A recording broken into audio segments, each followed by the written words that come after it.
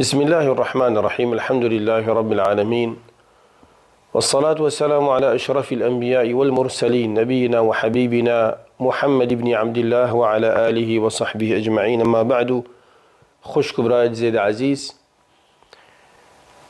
مفرزاني مختصرة كتاب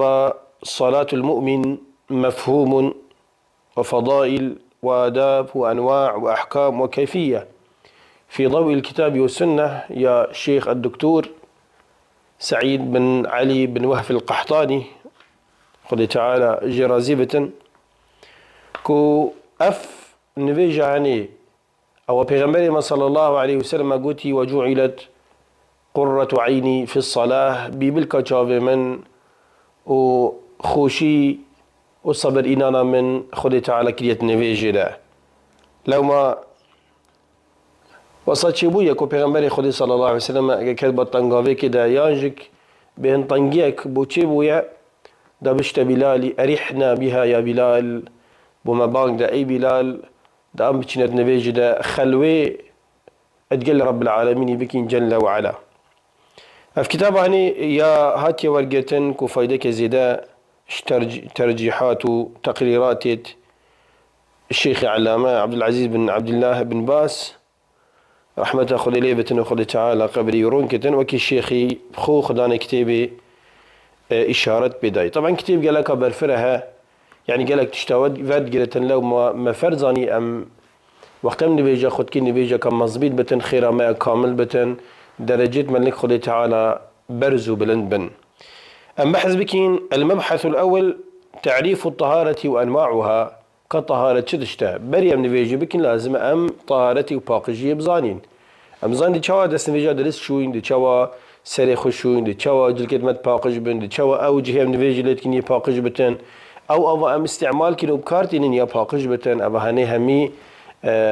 فرس مروف بسرمان نبيشكر بزانتن دست نبيج شدشتي تيتا قرتني بشدشتي شتكيتن. أولا مفهوم الطهارة لغة، طهارة اللغة العربية زماني دا النظافة والنزاهة عن الأقذار الحسية والمعنوية، يعني باقجي وبيجينية.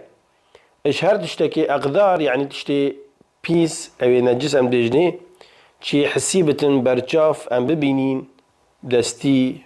بهني بجافا، يانجك تشتي معنوي بتن كما هي طهارة معنوي يا حسي شوا دي بمائتن كشوانا. وشرعا ارتفاع الحدث بالماء أو التراب الطهورين المباحين،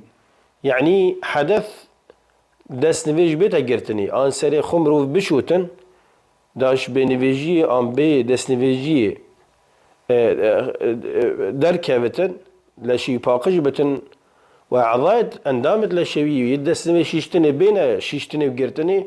شب آوي يجب آخي بهر دوك بجني الطهورين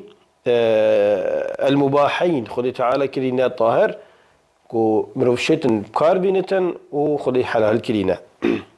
وزاوار النجاسة والخبث أفتشتي نجس سر جلد مروفي سر جلك مروفي سر ويجي رابطا بيت إزالة كرني ورا كرني كليا و أفتشتي بيس أم بجني. إذن فالطهارة هي زوال الوصف القائم بالبدن المانع من الصلاة ونحوها، يعني طهارة أذية كمروف باقج بتن شوي تشتي بويا مانع كمروف ناشر نبيجي بكتن مثلا بيساتيا ليش مروفي جلك مروفي أف بيساتيا رابطن أقرابي شيني كمروف دي مهيئ بتن يبرهف بتن بوكرنا نبيجي. الطهارة نوعان، ما دون نوعي طهارتين خش كبرات عزيز، طهارة معنوية وطهارة حسية. معنوي أذية الطهارة الباطنية عن الباطنة المعنوية، طهارة الداخل مروفي كمتعلقة بسنج مروفي بدل مروفي. الطهارة من الشرك والمعاصي وتكون بالتوحيد والأعمال الصالحة، يعني طهارة داخلي قلتي تفيد لهني لا شيخ باقش بكي دلي خو باقش بكي الشركي وقلناها أبا طهارت دي چاوا پاقش کی توحیدی لا اله الا الله درستایت و عبادت خودی بکی تخو هوجي خودی تعالی بکی کش خودی تعالی مصدر نبتن دلت دا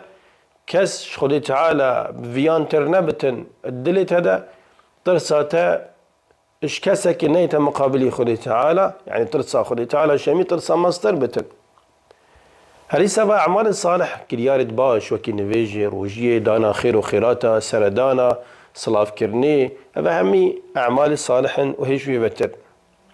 وهي أهم من طهارة البدن طهارتها حسي يعني طهارتها معنوي يا دلي قالك أو لا ترى اش طهارتها بدني يعني هكذا اللي مروفي بيز بتن شرك تدابت كفر تدابت نفاق تدابتن هندي لاش مروفي باقج بتن فايدة ناكتن أهم شي الدلي باقج بتن وجي بيغمبري صلى الله عليه وسلم قوتي ألا إن في الجسد مضغة أريم باش بزانن مضغة بارچا گوشتك أبيتي جيتني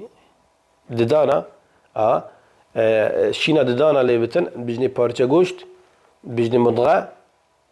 الجسم مروفي دهي إذا صلحت صلح الجسد كله إذا فسدت فسد الجسد كله أف بارجا قوشت أجا يا صالح بتن يا باج بتن لاشي مروفي هميد مهيئ بتن دي باج بتن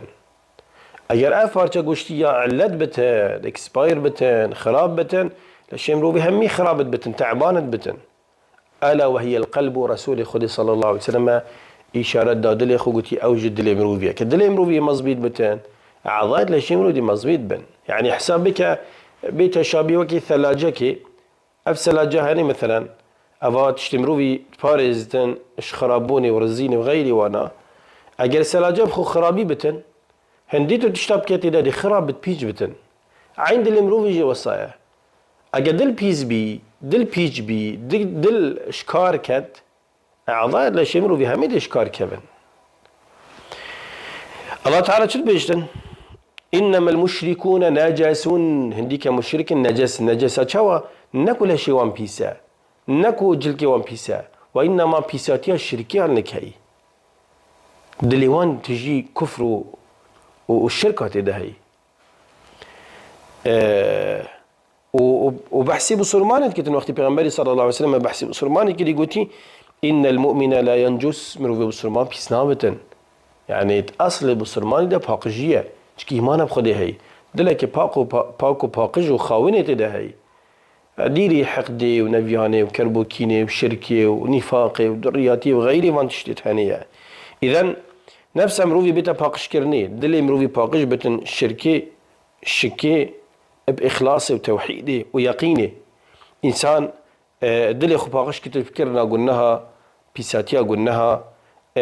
شنوارت حقدي ونفياني وكربوكيني وحسدي وغلي وغشي وخمزن كرني ورياء وسمعي بباريزتن أفيا دي تشاو باريزي بالتوبة الصادقة من جميع الذنوب والمعاصي توبة قاج دل بكي أبي دل هاني باقج بكي